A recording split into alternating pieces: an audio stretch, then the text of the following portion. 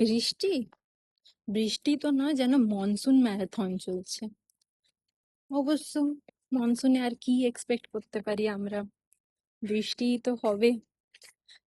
কিন্তু বৃষ্টিটা actually issue নয়, ইস্যু হচ্ছে এই যে চারদিকে জল জমাটা।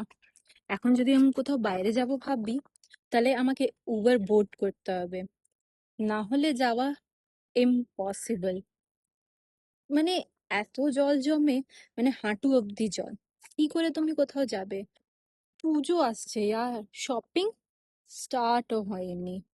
বাট ওয়ালেট বলছে শপিং এর আগে সুইমিংটা শিখে নে। যা চারদিকে জল, হেঁটে কোথাও যাওয়া যাবে না, সুইমিংটাই দরকার হবে এখন। এই বৃষ্টির জন্য লাইফ স্লো হয়ে গেছে, চুল ফ্রিজি হয়ে গেছে, and mind completely buffering. But ভাবি, এটা হতে পারে ইউনিভার্সের ওয়ে হচ্ছে এইটা বলার, কি একটু রেস্ট কর, একটু এনজয় কর। এত সুন্দর মৌসুম আছে, নে একটা কাপ কফি, বসে এনজয় কর, বৃষ্টিকে দেখ, ভালো ভালো খাবার খা, হ্যাঁ না?